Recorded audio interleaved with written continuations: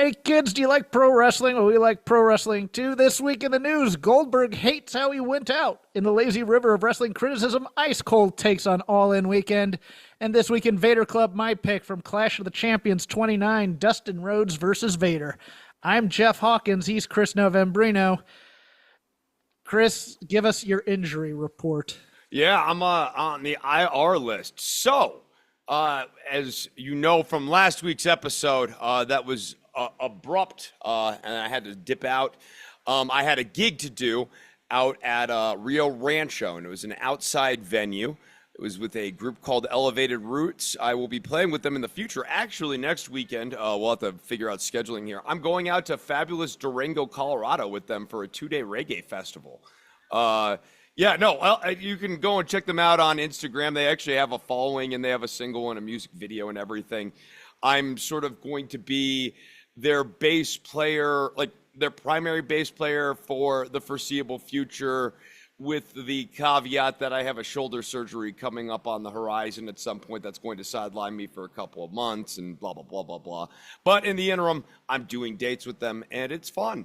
And we had our first date out at Rio Rancho. Really good show. It was outside a place called The Block. It was hot out there, and the sun was setting on the stage. We were setting up around 6 o'clock. It's Albuquerque, New Mexico, so sun doesn't really set until the 8 o'clock hour at this point of the summer. And sun was beating down on the stage, and my bass strings were heating up. Now, I had my bass backstage before the set started. We got on stage. You can see pictures of me. I'm looking dapper, but it is hot. I am suffering to look good because it's about 100 degrees out there. And during the set, my bass strings start heating up. I don't really notice this because I'm actually learning these songs on the fly in some cases. There's some that I've had the chance to learn because I had joined the band on Monday, had a rehearsal on Wednesday, and then was gigging on Friday. Story of my life. And I'm on the stage, and I'm still learning some of these songs on the go, and that's really what I'm focused on. I'm ripping and having a great set. At the end of set one, I look down at my finger, and my finger has a blister. You can see the wreckage of it a week later. It is a crescent moon shape, to describe it for those of you listening.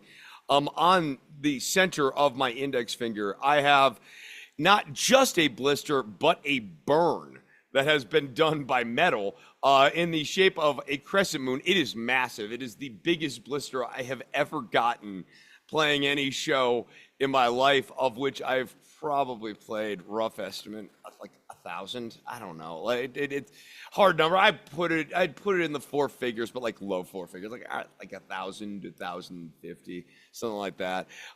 Worst blister of my life. No doubt about it. I was trying to play guitar this week. Couldn't put pressure on it. Can kind of like play. I still have my tip. My tip is fine, so thank God. Like the primary callus didn't get damaged from it, because I'd be a very sad panda right now if that had happened. But this, oh Jesus, Jeff.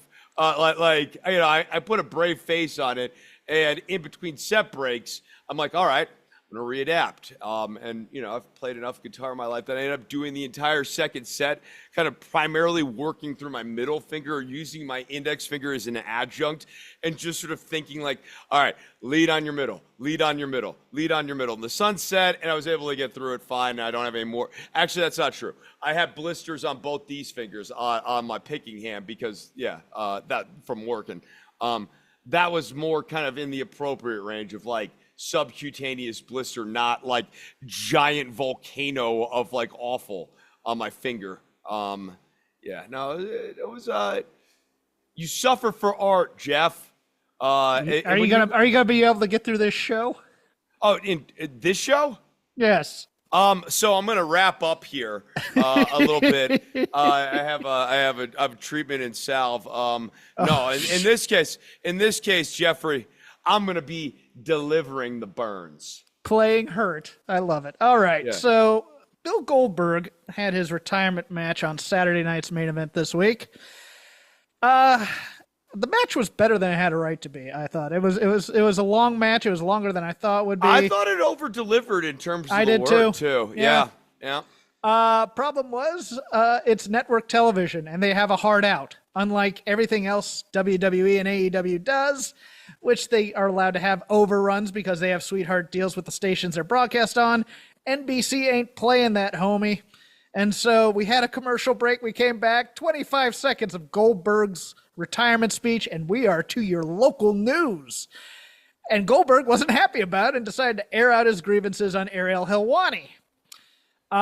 Went through almost all 7 stages of grief while doing this.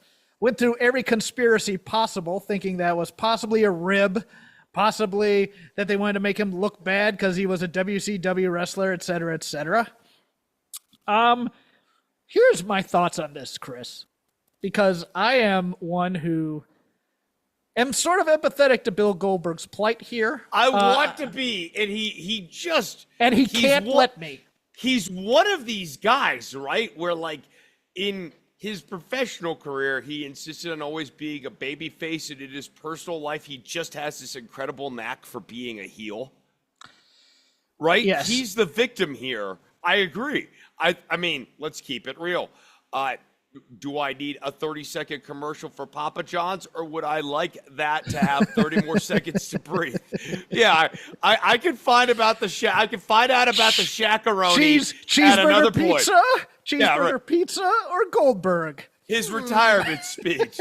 Right. In this sense, totally host. And I think if you got to him afterwards and been like, Bill, you know what? We want to do something on Monday to kind of like give you a segment, give you your 5 minutes to actually do this and have the right send off or whatever. That would have been good. So like in this sense, I think WWE kind of dropped the ball. They could have done a get right here and cut this off at the pass. But then Bill Goldberg comes out and runs his mouth when Occam's razor here, like, you know, we don't need this grand conspiracy that there's a cabal of secret elites doing a religious ceremony in the forest to screw over Bill Goldberg, right? It's just the nature of network television, dude. You got screwed over by NBC. That's bad.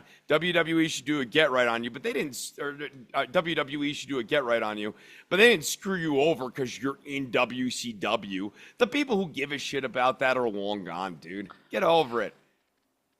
Here's why I'm empathetic to Bill Goldberg in some ways. He is one of the biggest stars in wrestling history, whether you liked him or not during that WCW time.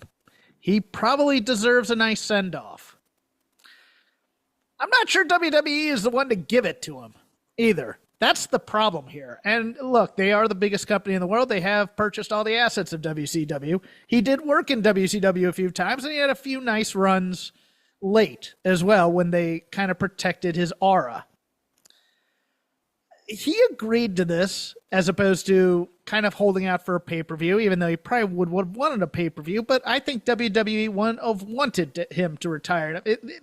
We are mutually using each other in this relationship. And he got taken care of lovely in that final match. He got the visual victory over Gunther. That said,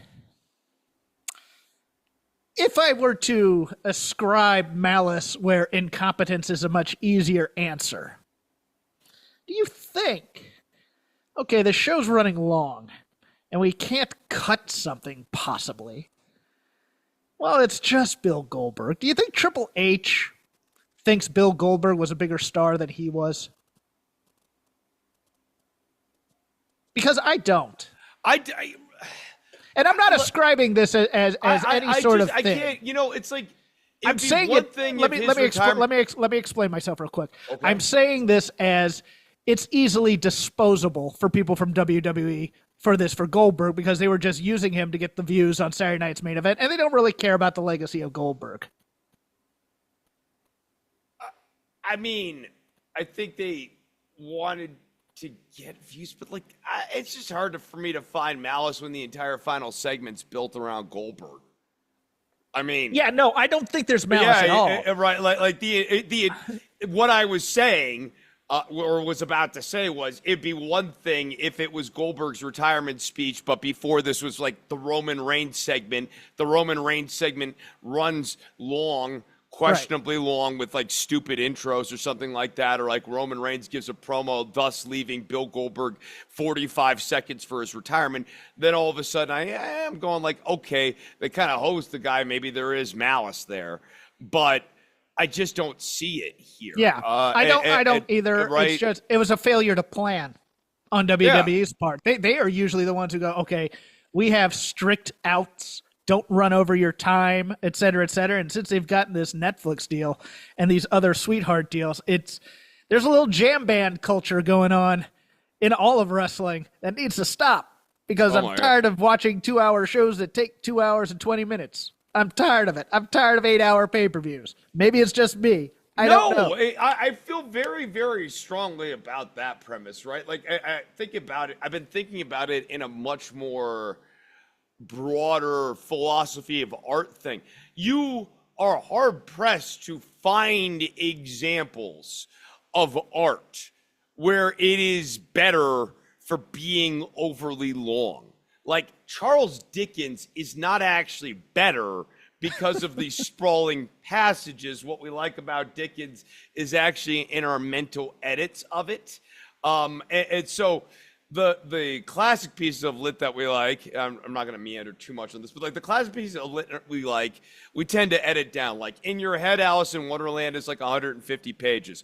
Go and actually look up what an actual copy of Alice in Wonderland is, right? It's long. It's not Grapes of Wrath and Moby Dick all have these chapters that could easily be taken out. I don't need to know about the whaling industry in the 18th century, and I don't need to listen about a turtle crossing the road. I'm sorry. There's countless albums I could think of where the offerings on the album are actually pretty good. You just want to pare it down a little.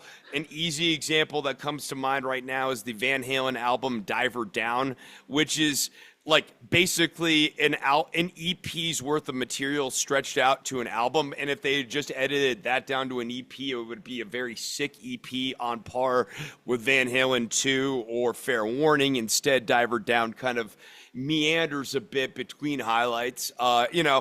Everything benefits from editing is my point. I'm finishing 18 songs. I'm probably going to go through after I get all the masters back and make a decision about what of those 18 songs I want on the album, what will be repackaged into something else. Like, editing, grouping, unifying themes, everything benefits from this. It's so hard to come up with an example where it's not like that. Here's one. Pavement's like Wowie Zowie, where the theme almost is eclecticism. Like, that's a great album. And it does meander. Woodstock was 3 days of peace, love, and music, but 2 of those days sucked. So, I'm trying to find even in my head. I'm just trying to find examples. You might go. The White Album is one of those things where it's like, yeah, you could edit down the White Album to one really tight Beatles album, but like part of the White Album is like a document of where those people were at that time. Chicago's second album, which is a double album, is pretty good. You're just if you have a scale here, the scale of like albums where benefits from the sprawl versus pieces of art where editing and concision would benefit the piece of art, it's way on the other side for me, at least, bro. All right, pushing out Goldberg a little bit on Saturday night's main event, Jelly Roll made an appearance and will now be in a tag team match at SummerSlam. Him and Randy Orton versus Drew McIntyre and Logan Paul. I am mixed. You know what I don't get, Jeff? Mm-hmm. The people for whom Jelly Roll does anything for. Wow. Okay, you're being a music snob, and I get that. No, I honestly, it's like all around. I just don't see it with this guy. He strikes me as unremarkable, kind of in every way. Fair. I'm going more for the celebrity in wrestling trope, which has now been. I don't have a problem with it being used judiciously, to be honest with you. It's been a part of wrestling history for as long as I've been watching wrestling, and that's now 45 years or so, I would guess. My thing is, we don't need all the celebrities doing all the matches every year. And if I'm a wrestler, I'm kind of... I'm kind of getting a little insulted. I mean, I get the eyeballs and I get the thoughts of, hey, they're going to bring, media and stuff like that. But No, but you're going to have to carry this guy. He stinks. I'm a trained professional who's been doing this for years. And this guy does some country rap hybrid, whatever he's doing. That dude, I mean, it's not Logan Paul, right? Like, this guy's... Like, Logan Paul is awesome. In Right? terms of athleticism. I mean, that kid... Or Pat McAfee, right? You have certain guys where at least it seems like they're committed to the project of knowing how to work in the ring somewhat. Like, they're not trying to ever have a 5-star classic, but they want to be able to do what they need to do well. Look, Dude, this guy came in and delivered Pat McAfee was a punter, but being in the NFL is still possibly the hardest athleticism in terms of, wear and tear on the body and whatnot. Even if you are a punter, I get it. But he has a level of athletic prowess. Jelly Roll looks like a jelly roll. He looks like a dad feebly trying to fight a professional wrestler. Yes. Like, it's dad. He's 43. He's about 40 to 50 pounds overweight, does not work out, has a desk job, and he's up there going, how dare you say that to my wife? And he's trying to punch a Randy Orton type of guy with a fist he has not thrown in 7 years, at least, right? It looked bad, and it doesn't, to your point, yes, I would be embarrassed as a wrestler to have to sell for this shit, because it's like, you want me to sell the punch slap? How am I supposed to sell the punch slap? Like,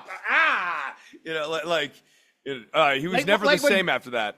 Like when Gunter no-sold McAfee, it was phenomenal because that's what you expect. The high level professional wrestler is not going to sell for the commentator guy, even if he does have some athletic prowess type thing. Here, he's going to get some moves in, and you're just like, no.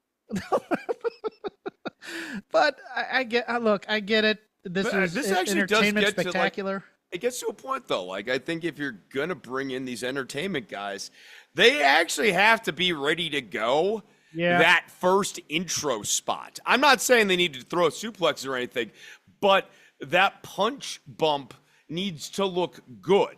Whether you're like a Tyrese Halliburton, a Pat McAfee, or a Jelly Roll, if that doesn't look good, that colors and honestly sets what the expectations are going to be going forward.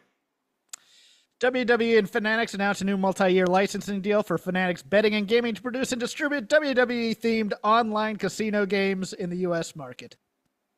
I'm just excited to play Uno at my local casino here in hopefully a couple of years. I think they're putting Uno in casinos now. They are. No, I'm joking about an actual story. They've been doing Uno rooms in a handful of casinos now, and I'm like not joking. That actually strikes me as fun. I do enjoy going and playing a little bit of blackjack, craps, at like low stakes or whatever, but it's fun to get out there. And Uno would be a fun one to play. I just think it's going to get annoying every time you spin a slot machine. The big dog from Michael Cole over and over and over again. I just don't need it. Or yeet. Yeet. Yeet. I'm eating here, Pat. I think I hurt myself eating. El Grande Americano announced for AAA, the Ludwig Kaiser version. You seem to really enjoy this. I think it is a beautiful punchline to this whole El Gran Americano thing that actually completely defangs any criticism or concerns about the storyline. It makes it sort of funny, and if you can't have a laugh about it, you need to maybe stop taking yourself so damn seriously. Because here's the punchline, right? Now, all of a sudden, you have Ludwig Kaiser, a German immigrant, coming here and impressing the American-made guys as El Gran Americano. And you can certainly play into this with the Creeds becoming like really impressed with him and maybe even still thinking it's Chad Gable, despite all of the obvious context clues that it's obviously not Chad Gable. Ivy has perhaps a bit of a crush on El Gran Americano, and then you can have the Scooby-Doo moment where you remove the mask and it's Ludwig Kaiser, and like everyone's very confused that it's Ludwig Kaiser, definitely not American made. If you are an athlete on primetime television, it is time to get security on nights that you have to go to TV, because Seth Rollins at Becky Lynch's house in Los Angeles burgled during Raw. I think there were a couple of Major League Baseball stars who were burgled while they were at the All-Star game. And Seth Rollins also having a bit of a week. It does have a legitimate injury. Wrestling Observer kind of alluding that the injury angle is to cover up for an actual injury. I think his knee has to be scoped. It's one of those things. Again, I told you this before when he was wearing the brace. Knees are funny things, and they don't often heal all the way. But no, I mean, I've had 3 knee surgeries. I know. Other injuries and people are out. Adam Cole coming out during All In to announce he's going to be out indefinitely due to concussion syndromes suffered during the Collision show where he got clotheslined just by Kyle become a Fletcher. Manager, Adam. Just become a manager. For Keith Lee in WWE, perhaps? I mean, seriously. Remember the uproar about that? Jeez. I know, but wouldn't that have been right? Wouldn't that have been better for both of them as we look back? Explain to me where things worked out better for Keith and Adam because of not doing that. I get the goodbye, but my God, it killed this crowd for when Dustin Rhodes was going to have his big moment in that match, winning his first title. But we'll get to that in the Lazy River because I have Can we go back to the Seth Rollins thing? So, sure. I've after hearing Meltzer get out early with this is being worked, I ended up going back and rewatching that spot, and I mean, I'm with you. I think something clearly is wrong with his knee. I think he tweaked it during that moonsault spot. I in particular, it's like the senton where he rolls in on the knee. That couldn't have felt good. And then he went for the moonsault, and he took a long time to get back up. And the thing that makes me think he was injured at the end of that match is the sell on the blunt force trauma, which was not a Rollins sell. That was a dude collapsing into a heap. And I mean, you could probably go and watch Rollins sell the blunt force trauma in other scenarios and do a comparative shop here. I have not seen Seth Rollins just do a heap sell like that. Like that is the thing that stuck out to me is I can't think of the last time I've seen him sell like that. So it made me think something was wrong, which is why he was not doing the elastic rubber band style sell, because doing that would require extending the knee potentially in chaotic ways that he didn't want to do at that point. I'll be honest. I thought that the nature of that sell and what he was doing was a red herring for when he would come out and cash in during the Goldberg match. I bought in that it might be that something smelled in it, but I also was like I wasn't putting all my chips on the table for that one, because I was asking, is he wearing his knee brace still? Because I don't think he does anymore. No, he doesn't. He needs to. He probably does. Wears a sleeve. He probably wears a sleeve, but not the brace. Not the brace. Yeah, and I mean, here's where I was also stopping. I'm like, dude, the heap sell is a true sandbag on LA Knight. So either LA Knight would have to be in on accepting a heap sell finish, or you'd be doing that deliberately to, jam LA Knight's gears. Yeah, that is such a 80s, I'm not doing business with this brother sort of like way of, you know what I mean? Like it's such bad etiquette. The Shawn Michaels oversell of Hogan. Right. Stuff. The oversell or undersell in the sense of give them absolutely nothing for the replay reel because it looks like shit. Taking the perfect plex, but like a bag of shit. Samoa Joe, the injury angle at All In was so that he could do press for the next season of Twisted Metal on Peacock. And Surrey who debuted, I believe, because I think she signed with AEW. In the women's gauntlet, grand opening, grand closing. She's now out with elbow surgery. So that does it for the injuries. Anything you want to comment on there, or do you want to further on Adam Cole commentary?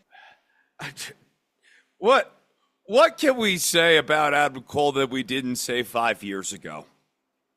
Actually, you know what? I'll leave it at that. So we'll go into the lazy river of wrestling criticism, whatever we had time for. And there was a lot, and not everybody got to everything, but I will say those having good weekends is women's. Oh, go ahead. You had something? No. What was the final tally this week on all wrestling hours? Between All In, Saturday Night's Main Event, Evolution, Raw, SmackDown, Dynamite, let's throw Collision in, that matters, and NXT. SmackDown even? Yeah. Right? No, I know. 30 hours? Right? 30 yeah. hours. I know, right? So, good week for people starving for content. But Jeff and Chris, this is your job. Just to review wrestling, and you get paid so handsomely for it. Yeah, I know. I get paid so handsomely for it. Did I mention that I play bass for bands? And like, also, I mean, you know, for me, it's hours of wrestling. You know, it's a show searching for a stadium kind of vibe for me with that many hours of wrestling. I don't think wrestling is so white hot that we need 30 hours of it right now. And I mean, you would have to be, for me, just it's smack dab in the hottest weeks of the Monday Night Wars to have a week where you could really justify 25, 30 hours of wrestling. And even then, that would have been a burnout week in the Monday Night Wars. Look, All In, if you started it at Ospreay and Swerve versus the Bucks and watched it from there, be an all-time great pay-per-view, and it would have great rewatchability, I think. I liked Tony and Monet. I liked the main event, but I will admit going to blood first kills the drama, and then just heightening it turns into a Japanese FMW match, which I don't think title matches should be necessarily. My mom's watching it, and she's just getting grossed out by the glass. She walked in the room, she just walked right back out. I was just like, yeah, I agree. You know, this is not for the faint of heart, and I get that, this is the type of match that Moxley wants to do. Other highlights, I thought the Goldberg match was good. The opener and the closer of Evolution were fantastic. That three-way between Becky, Bayley, and Lyra was great, as was Io versus Rhea. And I will also include, look, the cash-in, kind of, you know, for the purists who like their snowflakes and their star ratings, it probably takes half a star off because Naomi comes in, cashes in, wins the world title. But she's very hot as a character right now, too. Yeah, but it made sense because these two were killing each other. Io and Rhea just have shockingly great chemistry together. To me, it's a shock because of the size differential. I'm not saying that they're not great wrestlers, but yeah. I think everybody more or less had a pretty good week, except for NXT, which is dying because it has too many people who aren't from NXT on it. It's Evolve, it's TNA. We're doing stories about people who were just waiting to have their little shift here and then leave. We have Jordan Grace, who gets turned on 1 week after a partnership, and now Jordan Grace, who was much hotter when she wasn't signed by the company, is going to be here to put over Blake Monroe too. I think I think NXT is a mess because we don't have any emotional investment in any of these characters. They're just going through certain wrestling tropes in search of a story for the most part. The Great American Bash, you know, it wasn't that it was bad because, like, look, Ricky Saints and Ethan Page are pros.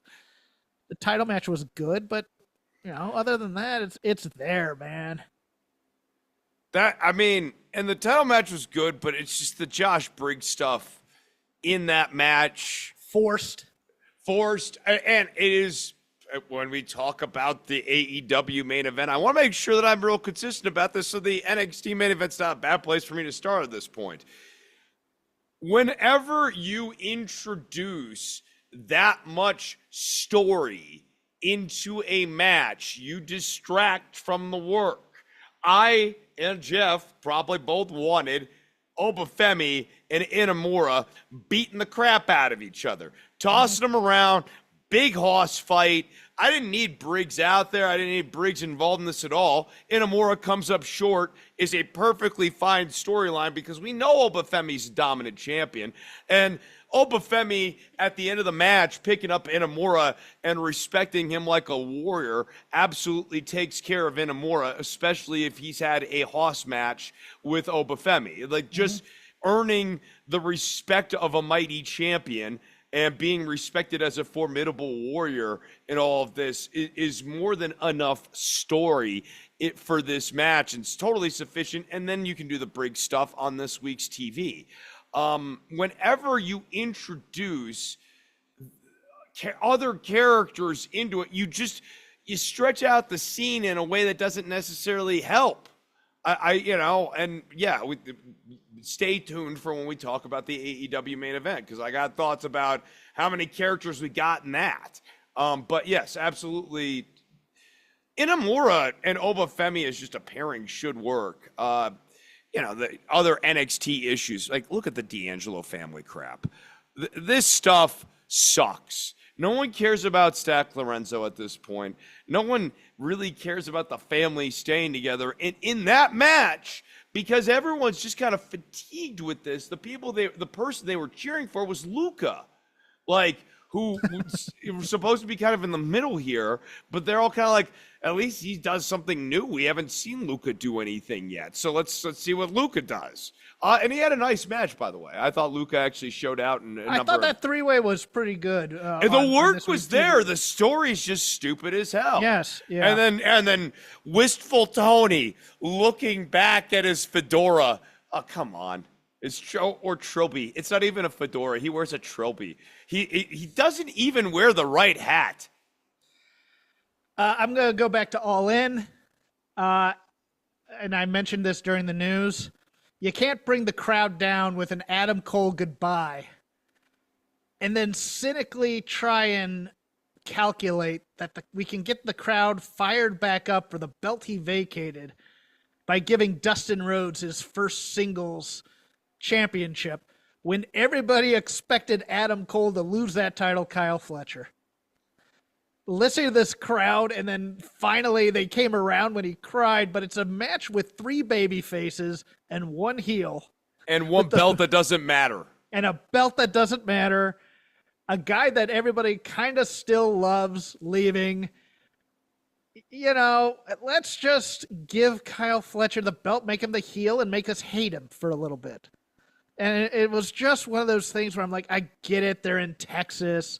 We want to bring the crowd back up. But this is like when pandering and lame.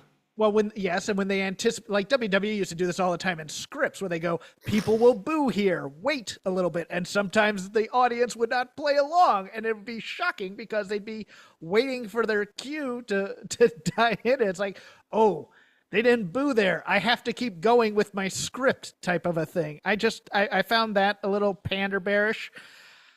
The start of Dynamite, and here's where I'll real quickly though on the TNT title. I just want to say this, like the visual that is going to be burned in my head for the next several months is of Mercedes Moné with her 7 belts behind her. Mm-hmm. Of which I could not name a majority of. And if I showed them to a lot of fans, people who own AEW t-shirts and wear them once a week, I guarantee you they could not get 7 out of 7.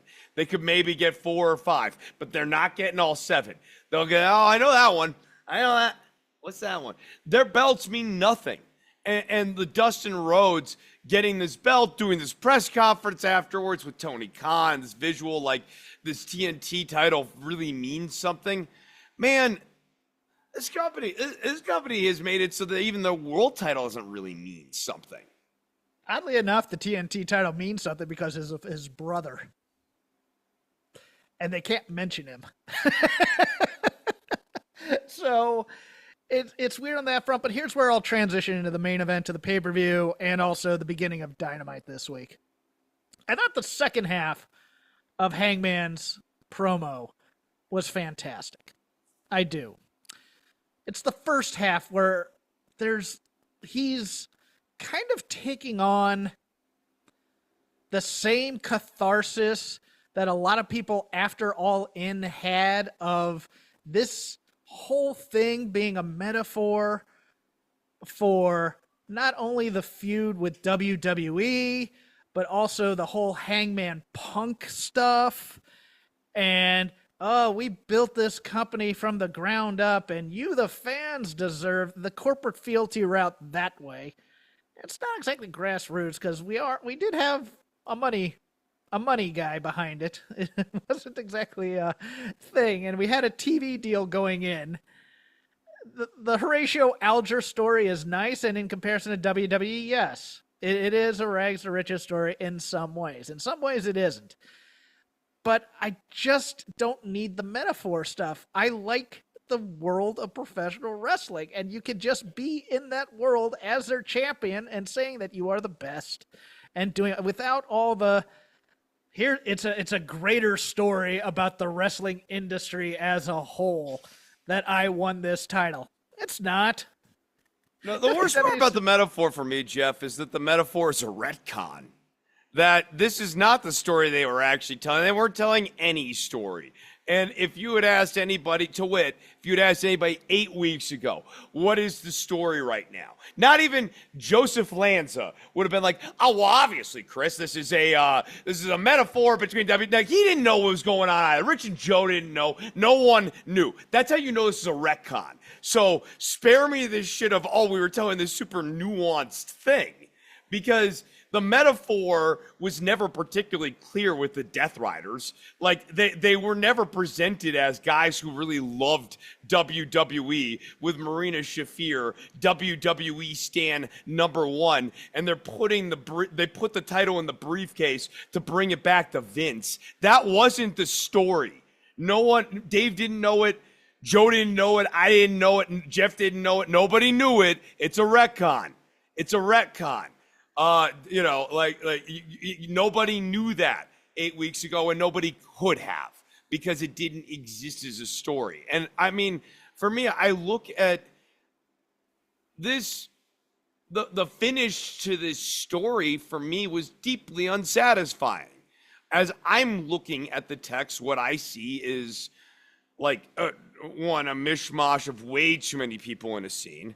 This is supposed to be Adam Page, the guy who has gone and proven himself through the gauntlet of other potential worthy challengers that he's the most worthy of the worthy challengers, and is supposed to have an individual accomplishment overcoming the mean big bad Jon Moxley in his kind of ultimate arena, Moxley's preferred venue of combat.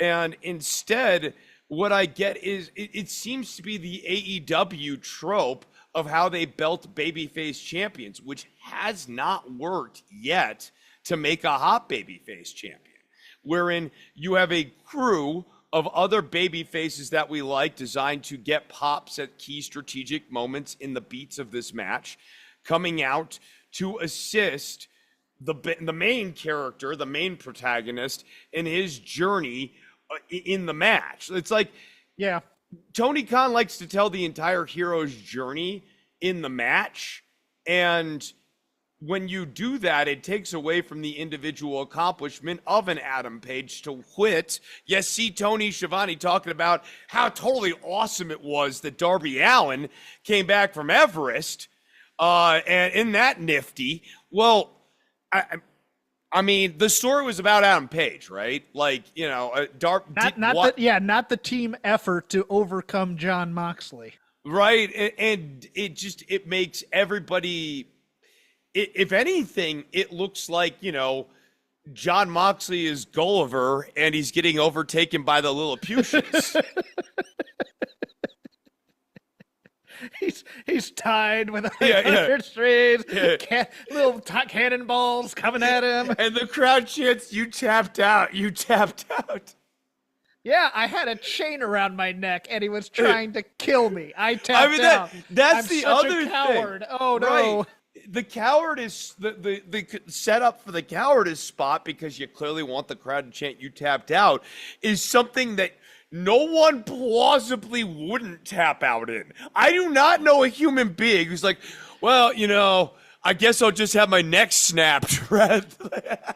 Well, I think I'll die for my company in this Yeah, championship. this is not getting choked out versus passing out. This is flirting with getting your neck snapped by metal. I don't know. All those online fans are if you cared about AEW, John Moxley, you would die for us. There's a lot. There's a lot wrong with this, not the least of which is Swerve's involvement. Swerve shows up, and it is, I think I kind of loosely timed this. I want to say it was like a little over 90 seconds or something like that, maybe like 120 seconds between Swerve showing up and Paige winning the match. Even the final beats of this match, Paige is getting assisted by everybody in the world. And you can go, oh, well, that sets up challengers. Yeah, but that only sets up challengers because their argument is, I helped you win the title. Like, Yes. I right? Like the argument is, well, you're kind of a weak champion. You wouldn't have won the title if I hadn't interceded. Are you in the camp that, because I understand this thinking, and there were people who were very disappointed by this Dynamite because it was just kind of banger matches and not really the Raw after WrestleMania style of Dynamite, which... Or insofar as it was silly. Well, but AEW doesn't do that. AEW isn't about, for lack of a better term, the sizzle in terms of the hot angle that they're going to introduce after the pay-per-view for the next guy. They're going to tell you, oh, these two great wrestlers are going to have a great match, and now we're going to build it, type of a thing. Yeah. Through 8-man tags and 6-man tags, apparently. Okay, cool. And the payoff was Justin Roberts roasting Nick and Matt Jackson in his announcements, which didn't... This is not Jim Cornette getting the pie in his face and losing his trousers. This honestly made Justin Roberts just kind of come off as unprofessional and petty, that he won't just do like the regular announcement. He has to like rub it in their faces that they're not the vice presidents anymore. But there was no, that didn't mean anything. You know what I mean? Yeah, like them. It's just they don't have these titles anymore. It's there you go. All of a sudden they're broke, as if they don't have large contracts as talent in the and that still historically they're not the founding fathers of this company. I mean, yes. The term is stupid, but like, yes, obviously they're founders of the company. Yes, that all goes away. That's yeah, no, we've there are certainly some in the world who would like to be able to do things like that, but that's actually not how it works. Some guy named Pete is now the founder of AEW because the vice president, or Eric Bischoff founded AEW because of his criticism of professional wrestling or some dumb crap like that. Yeah. I'm gonna swing back to Raw real quick, because this goes into a match I really liked on Evolution. I loved that 3-way. What in the hell are we doing with Bayley? Is she the new Natty? Is that what we've determined? Because we need to get rid of Natty in that case. I understand that both Becky and Bayley want to get Lyra over. They both care about her deeply. She's one of their children. I like that. That's cool. Bayley went from big-time babyface and legend to petulant jerk in record time in this whole feud when she was the one who was screwed out of WrestleMania. How does this happen? How do we not figure out a way to give her, because we can't make her look good because the feud, we don't want her involved in the feud with the two people we want feuding, so keep her out of the feud until it's done. How about that? Because I'm hard-pressed to come up with an example of the sum is less than the parts.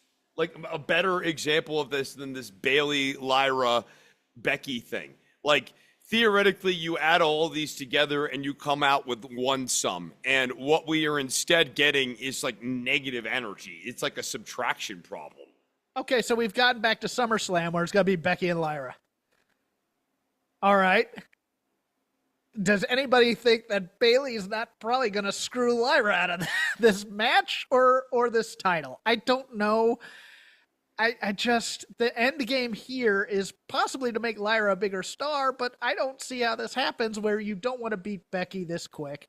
You're doing weird things with Bailey, who still has a lot of cash from the crowd as a living legend of women's wrestling and a trailblazer. They all respect the hell out of her and they all like her and they all want to root for her. It feels like the logical out is to make Bailey and Becky heels together. That's what it feels like it's going to happen. But yes, I'm with you. It's baffling to do so when everyone just wants to like Bailey as a veteran still in her prime.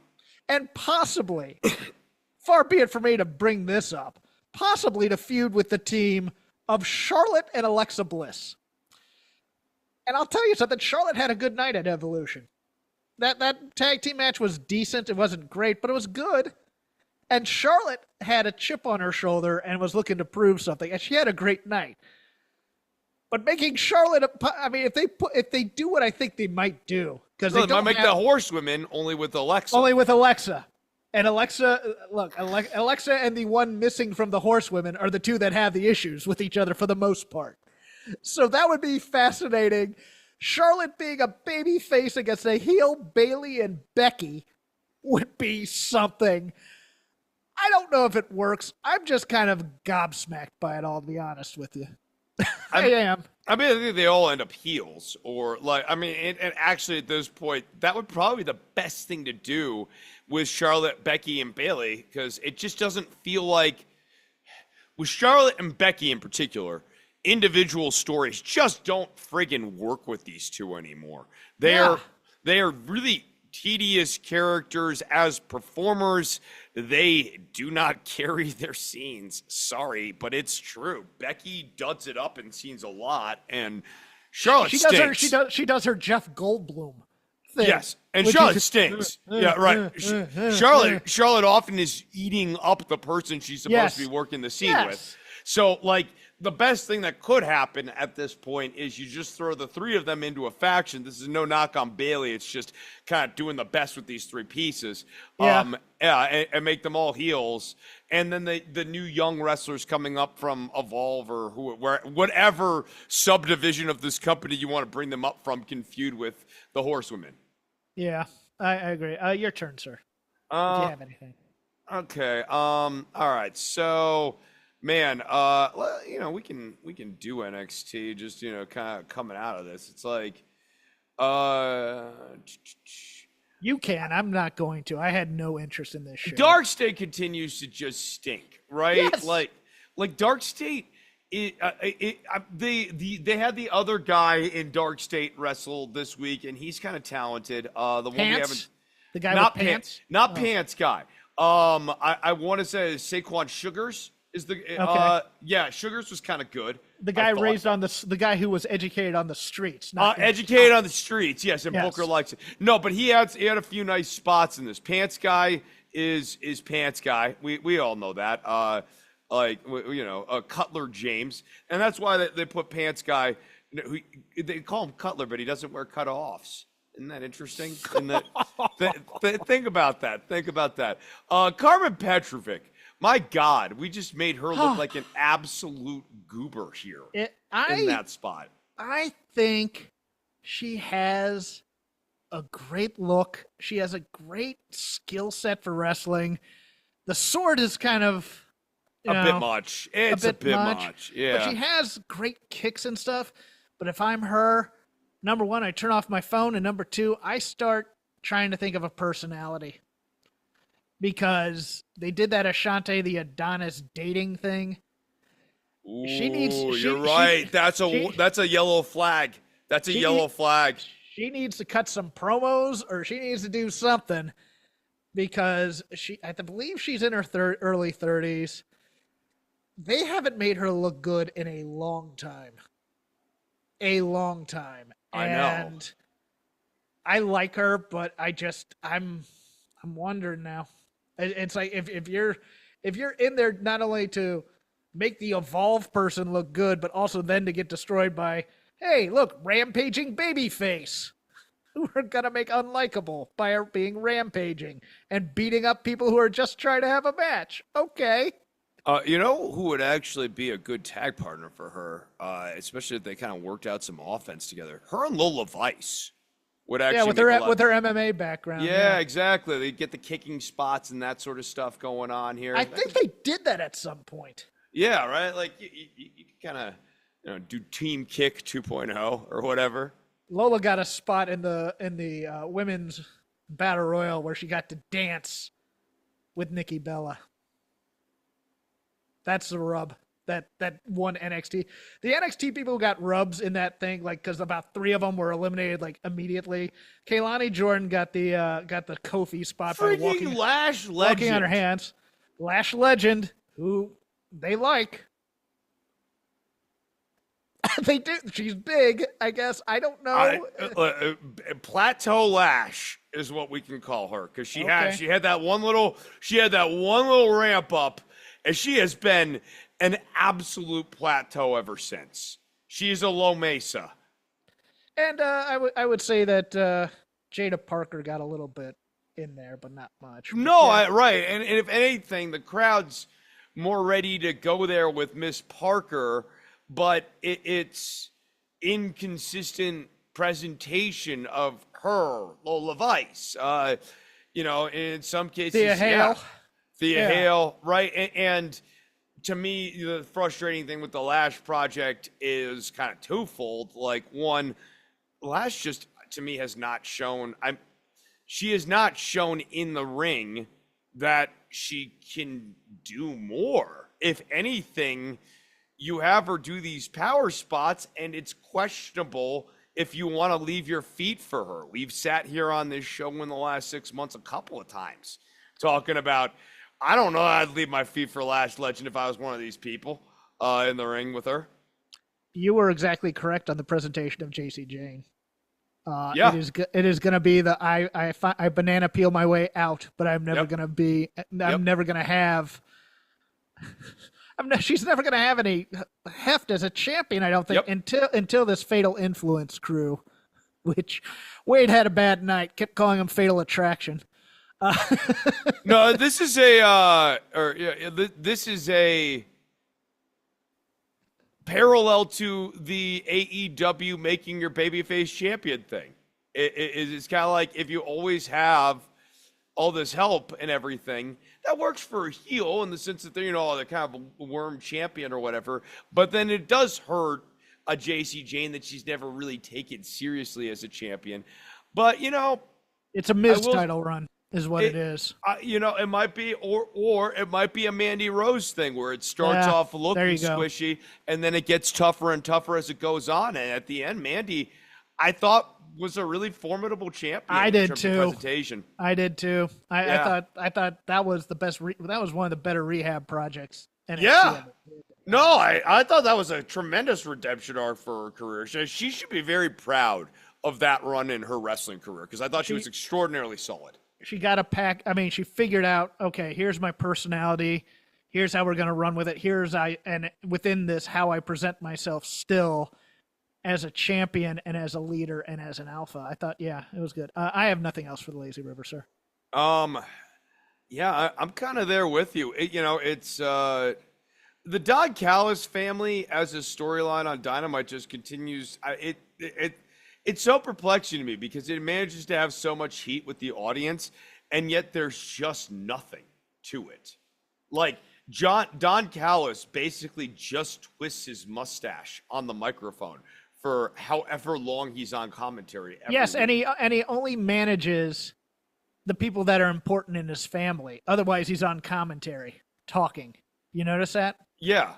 He'll go out for Okada, and he'll still manage for him. But if it's the Hechicero, Josh Alexander crew, well, I'm going to go on the microphone here. You guys don't need me. kind of a Yeah. thing.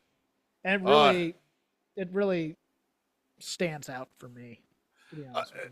Every time I see Josh Alexander, I get that it's like sort of the gimmick he's doing, but there's this line from the Clerks animated cartoon series that keeps popping into my head. If you've never seen it, guys, it's only I think like 6 episodes, and they're pretty funny too. It's a quick watch. You'll get it all. I recall liking it. I'm not the biggest Clerks fan in the world. No, it's pretty funny. No, it's pretty funny. I've rewatched them the last few years. They still land really good. There's Alec Baldwin, who obviously I think is a contemptuous man, but is actually quite funny on there as the mayor, Leonardo, because it actually kind of plays into like the shittiest aspects of Alec Baldwin's personality on voice.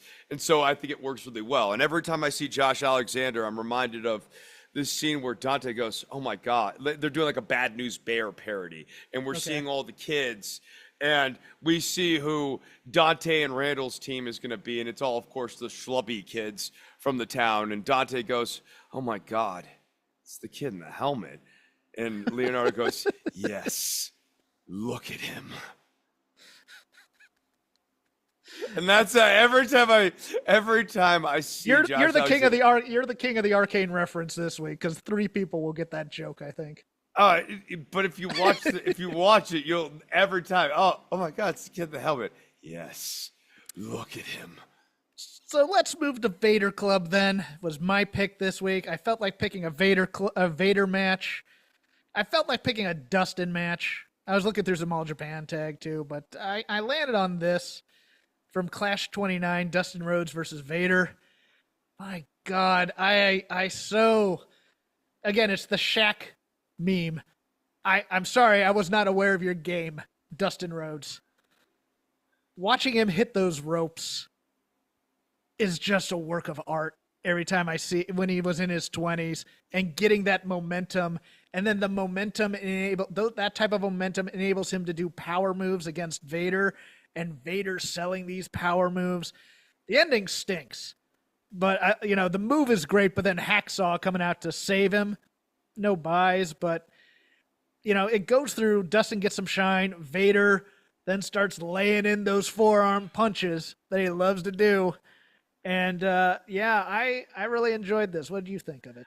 Yeah, so whenever I see young Dustin, he's so much taller than I think you realize as Goldust Dustin. I mean, obviously the same guy. It's just like Goldust comes off so much more like slender and wormy. It's such a credit to how good he is as a performer. Well, I would also say it's also just part and parcel of WWE at that time. If you're not 6'4", you're not in that company. And so everybody's tall and big. So Goldust looks kind of small compared to, like Booker T is a large man. Right? Yeah. Even though he's like 6'5". Yeah, even though he's svelte and he was the small guy in his tag team, but he's still a big guy. Bradshaw's a big dude. Everybody in that company was big except maybe the Hurricane at that time. So yeah, Goldberg looks small compared to a lot of people. And also the bodysuit, I think it was one of those things where it kind of, he was never jacked, but he was never thin either. But he does look a little bit smaller. It makes him look slender. Yeah, right. No, I know it's not the same thing. But yes, here you just see like Dustin comes off as bigger. Like even the way he hits the ropes, like when he's hitting the ropes, there's a lot more of Dustin kind of draping over the top of it as he's coming off, right?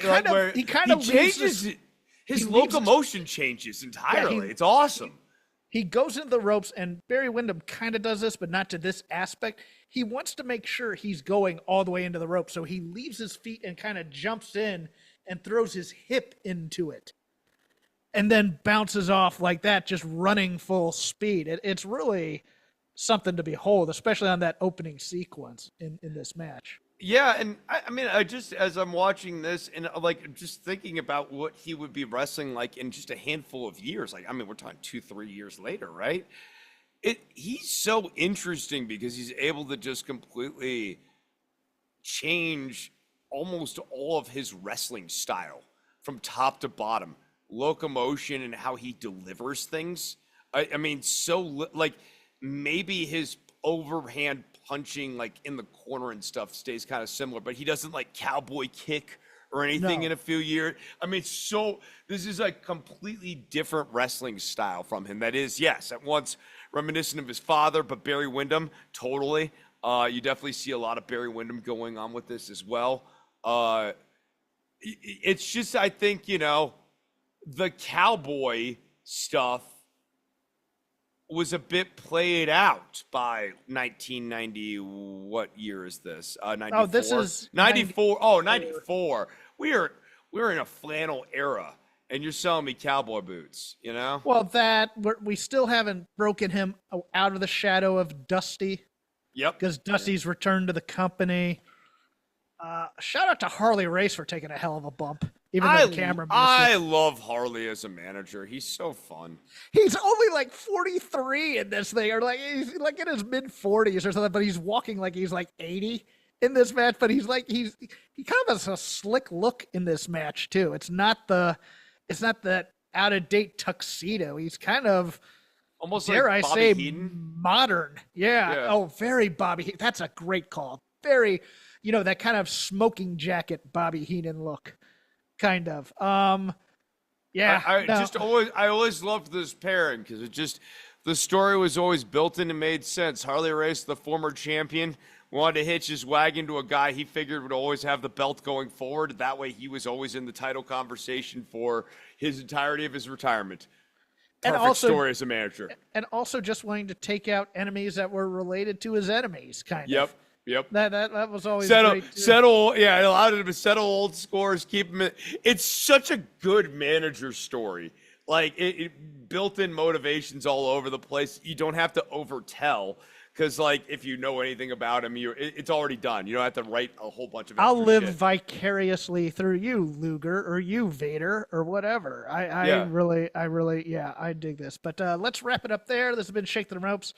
You can follow me on X at CrapGame13. You can follow the show just at Shake Them Ropes, all one word. We're part of the Voices of Wrestling podcasting network. Listen to all the shows on the super feed, in addition to just downloading the show on our own feed. That way we get 2 downloads from you. That'd be awesome. Chris is on Instagram at DOCTOR_NOV. Let him get his plugs in now. Yeah. I'm doing the vocals on the last song for this album here.